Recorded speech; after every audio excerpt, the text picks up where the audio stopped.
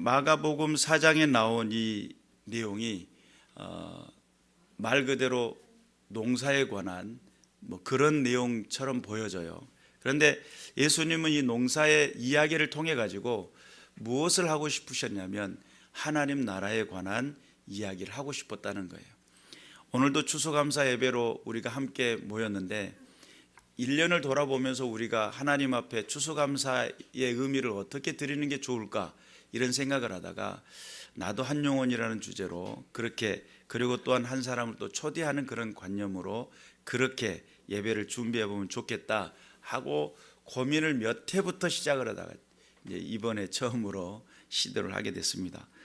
주일날 예배를 통해 가지고 하는 것은, 그래서 그런 측면에서 보면 마가복음 1장의 4장에서 4장 1절부터 되어지는 씨 뿌리는 비유는 단순하게 예수님 말씀하시기를 씨 뿌리는 자가 있어요. 뿌리는 사람은 농부이죠. 씨를 뿌리는데 뿌려보신 분들은 알아요.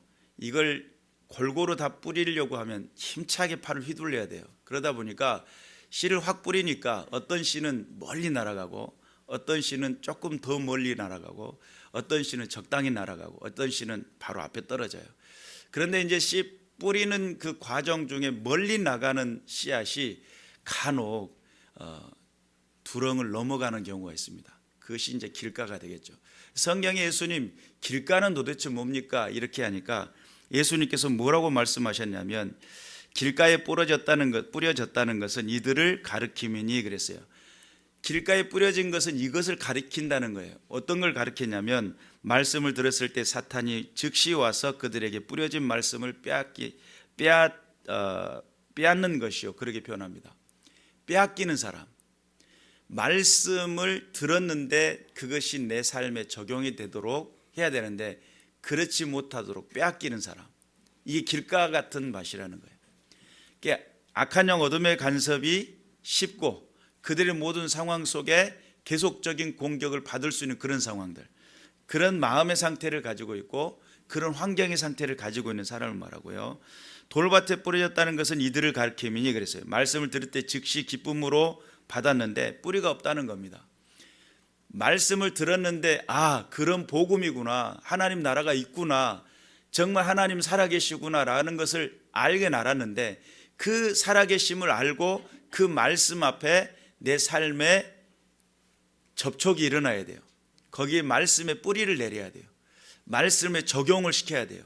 하나님의 백성이 되도록 노력을 해야 돼요.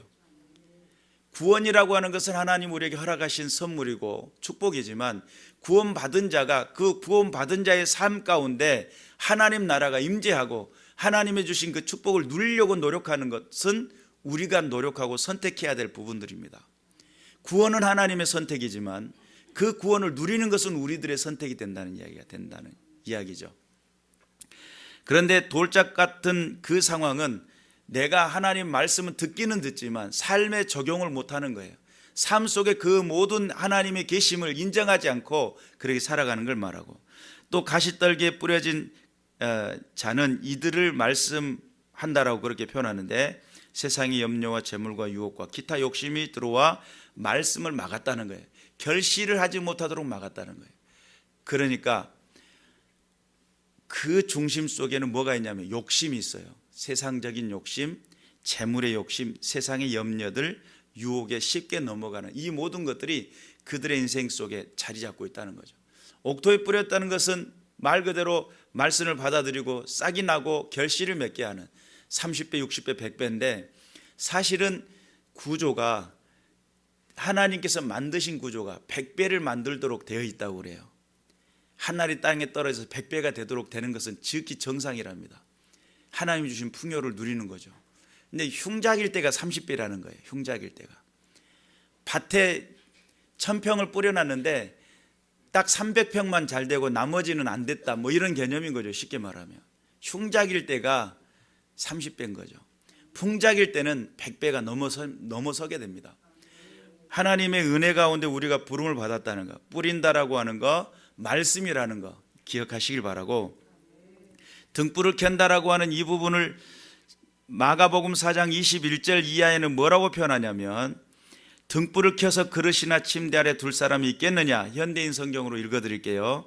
감추어진 것은 나타내기 마련이고 비밀은 드러나기 마련이다. 귀 있는 사람은 잘 들어라. 예수께서 다시 말씀하셨다. 너희는 내 말을 귀담아 듣고 실천하여라. 그렇게 하면 그만큼 더 많은 것을 얻게 될 것이다. 있는 사람은 더 받을 것이며 없는 사람은 있는 것마저도 빼앗길 것이다. 그런데 여기에서 너희는 그 헤아리는 것으로 헤아린다, 뭐 이런 내용이 나와요. 그러니까 그 말씀이 뭐냐면 여기서 말하는 것은 실천하라는 거고 하나님의 복음을 밝히라는 거고, 이것이 어떤 측면은 구제라고도 해석을 하기도 하지만 이것이 복음을 드러내는 모습이거든요. 근데 헤아린다라고 하는 것은 내가 예를 들어 구제라고 가정을 했을 때 여기서 1,000원짜리와 10,000원짜리와 5,000원짜리와 이 사이에서 1,000원을 고르려고 손으로 지문으로 알아보고 있는, 그것이 헤아리는 거예요. 인색한 거죠. 하나님 앞에서 하나님의 뜻을 완벽하게 준행하고 실천할 수 있도록 하기 위해서는 우리의 마음을 열어 하나님의 뜻을 드러내는 저와 여러분이 되어야 될 줄로 믿습니다. 등불을 켜는 것은 명확하게 하나님께서 우리에게 주시기 위한 복이에요. 그리고 또한 하나님 나라는 사람이 씨를 땅에 뿌린 것 같은데 밤낮 자고 깨고 하는 중에 어떻게 씨가 맺히는지를 모른다는 거예요. 그러면 우리가 하늘 소망을 가지고 이 말씀을 뿌렸는데, 여러분 예수 믿는다는 것이 정말 어떤 경우는 이게 과연 믿어질까 싶기도 해요. 저 사람이 과연 예수 믿을까? 한 사람이 예수 믿는 사람이 많아요. 저 사람이 과연 예수님을 따를까 하는 사람이 많아요. 그건 어떤 경우냐면 우리가 생각을 할 때 말씀을 전하면 저 사람은 절대 믿을 사람이 아니야 라고 생각했던 것인데, 희한하게 말씀이 작용하고 어떻게 싹이 나고 어떻게 이게 작용돼서 예수 생명이 역사되는지를 우리는 몰라요. 그래서 생명의 영역은 하나님의 영역이에요. 그럼 우리는 무엇을 하면 되냐면 뿌리는 작업을 하면 돼요. 뿌릴 때 어떤 걸 뿌려요? 하나님은 살아계신다. 지금도 역사하신다. 네. 하나님께서 지금 우리 가운데 역사하시고 하나님 나라가 있음을 고백하고 하나님의 뜻을 드러내기 위해 우리가 이 자리에 모였다라고 고백을 할 때, 복음을 들은 사람들이 어떤 사람들은 길가 같기도 하고 돌짝 같기도 하고 또한 가시 엉겅퀴 같기도 하고 옥토 같기도 하겠죠.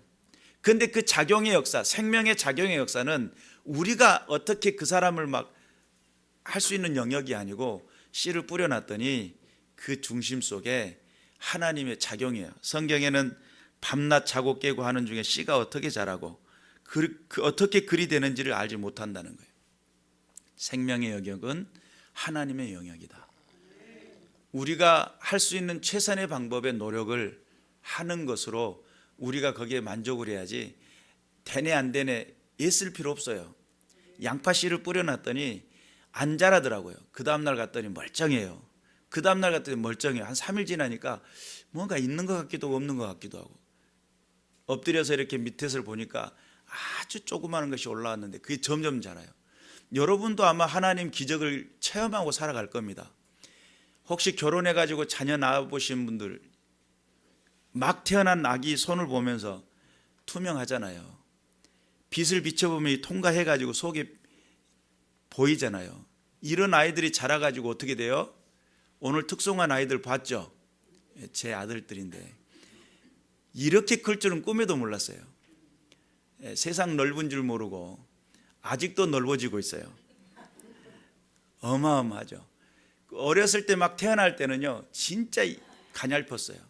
그리고 큰 놈 같은 경우는 위치가 잘못돼 가지고 꺼낸다고 이렇게 뭘 집어넣어서 잡아서 돌렸는데 여기가 혹이 이렇게 붙어가지고 오며 세상에 아들이 이게 사람이 될까 막 이런 생각을 했단 말이죠. 근데 어르신 말씀들이 그래요. 걱정하지 말라고, 다 제자리로 돌아간다고.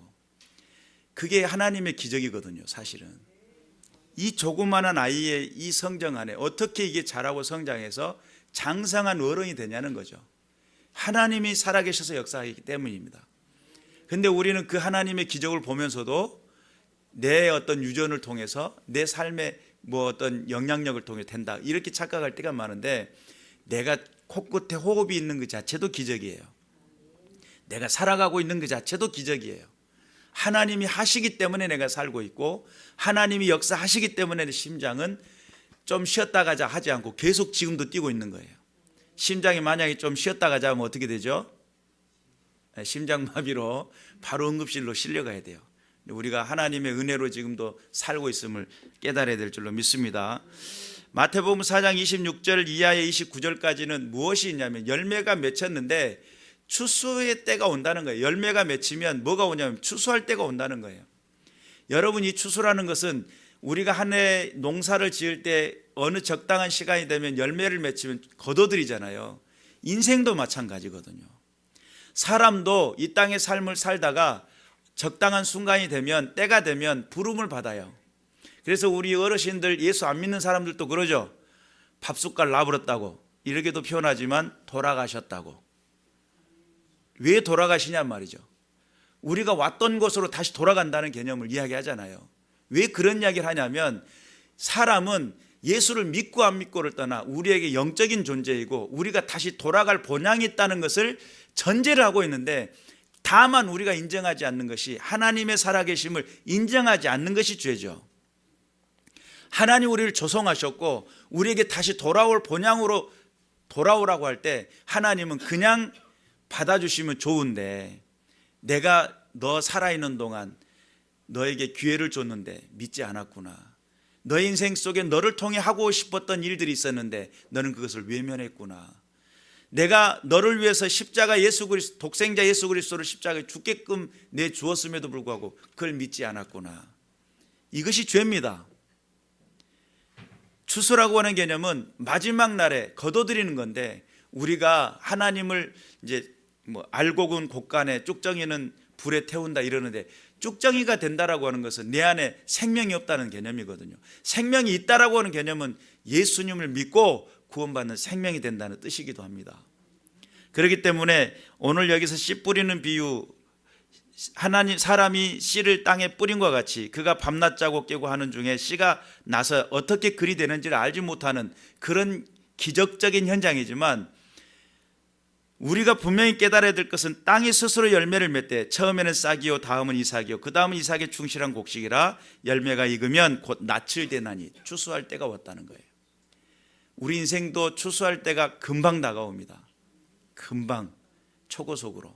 우리가 우리의 삶을 하나님 앞에 유용하게, 하나님 그 부르심 앞에 능력 있게 쓰여질 수 있도록 깨어 있어야 될 줄로 믿습니다. 그래서 오늘 우리가 함께 읽었던 본문 마가복음 4장 30절부터 34절까지의 내용은 겨자씨 한 알입니다. 이 겨자씨 한 알은 작다라고 할 때 상징적으로 쓰여지는 씨앗이에요.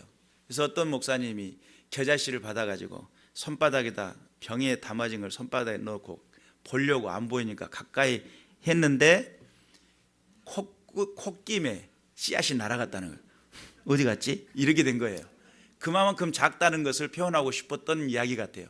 근데 이 작은 씨앗 안에 어떻게 생명력이 있냐는 거예요. 그걸 심겨놨더니 싹이 나고 자라고 점점 나무가 되어 새가 깃들 정도의 성장력을 가지고 있어요. 그 안에 작지만 DNA가 있어요. 생명의 DNA가. 예수 그리스도의 DNA가 없으면 우리는 껍데기예요. 육신은 껍데기예요. 내가 영원한 하나님 나라에 들어갈 수 있는, 천국에 들어갈 수 있는 비결이 뭐냐면 내 안에 예수의 생명이 들어올 때에, 예수 그리스도의 복음의 생명이 들어올 때에 내 안에 알곡이 되는 거예요. 주님 품 안에 들어갈 수 있는 가능성이 생기는 거예요. 그런데 내 안에 예수가 계시지 않으면 우리는 껍데기예요. 죽으면 땅에 갖다 묻어버리면 응등한 뼈만 남죠. 그리고 그 응등한 뼈 보면은 그 뼈가 그 뼈 같고 그 뼈가 그 뼈 같잖아요. 왜냐하면 다 응등하게 생겼으니까. 그런데 이제 사실은 크기 차이지 생김새는 껍딱 걷어놓으면 다 똑같이 생겼는데, 이제 여기에다 입혀놓은 곳에 따라서 어떤 사람 눈이 크기도 하고 어떤 사람 눈이 이렇게 뱁새처럼 찢어지기도 하고 뭐 이렇게 이제 해서 이제 잘생겼네 못생겼네 이렇게들 이야기하잖아요. 사실은 근본적으로 보면 다 똑같습니다. 네, 썩어 놓으면 다 응등하기 마찬가지죠. 뭐 어쩌겠어요. 그런데 우리가 이 땅에 어떤 기준을 뒀어요. 잘생겼네, 못생겼네, 잘났네, 못났네. 그건 우리들의 생각하는 관점이고요. 하나님 보시기에는 다 똑같습니다. 겨자씨 한 알 그 안에 생명력이 있느냐 없느냐예요. 내 안에 예수 생명이 있느냐 없느냐예요. 이 생명이 내 안에 예수의 생명이 들어와 있는 그 사람은 무슨 작용을 하냐면 생명의 작용을 하게 돼 있어요. 살아서 움직인단 말이에요. 내가 앉아있는 이 자리에 정말 하나님의 살아계심이 그냥 풀풀 드러나야 맞아요. 내 안에 생명력이 있다가 없다가 이래야 맞습니까? 그건 아니잖아요. 내 안에 예수가 들어와 계시면 생명의 역사가 일어나게 돼 있어요. 그래서 작지만 생명력이 있기 때문에 역사가 일어나는 겁니다. 그래서 우리 하나의 겨자씨 같은 그 존재가 예수님이셨고, 예수님을 통해서 하나의 영향력을 받아 저 여러분의 인생 속에서도 하나의 겨자가 되라고, 겨자 씨앗이 되라고 이렇게 부름을 받았어요. 사람마다 환경이 달라요. 어떤 사람은 아예 예수를 믿을 수 없는 상황에 태어나는 사람이 있고요. 어떤 사람은 그 세상적인 것이 너무 밝혀가지고 하나님을 믿는 것을 방해하는 사람들도 있어요. 근데 저 같은 경우는 환경이 너무 좋았어요. 목사 아들로 태어났습니다. 그렇게 보이죠? 네, 목사 아들처럼 보이죠? 네, 목사 아들로 태어났습니다. 근데 사실은 영적 경혈이 막혀가지고 하나님 앞에서 어떤 영적인 것으로 들어가지 못하고 하나님의 영광을 드러내는 자리에 나가지 못하는 목사 아들이 많습니다. 목회자 자녀라게 가지고 다 구원받는 것도 아니고 목회자 자녀라게 해서 다 영적인 걸 체험한 것도 아니에요. 오히려 목회자 자녀들이 영적 경혈이 막혀버리면요, 교회를 더 훨씬 더 많이 비판하고 손가락질하고 더 그냥 나쁜 짓을 더 골라서 앞장서서 하는, 왜냐하면 세상에서도 인정받아야 되니까요. 그러니까 더 나쁜 짓을 하고요, 더 못된 짓을 하려고 노력을 합니다. 그런데 하나님 앞에서 영적인 경혈이 다행히 저는 안 막혀가지고 하나님을 경험했단 말이죠. 하나님 살아계심을 알게 됐어요.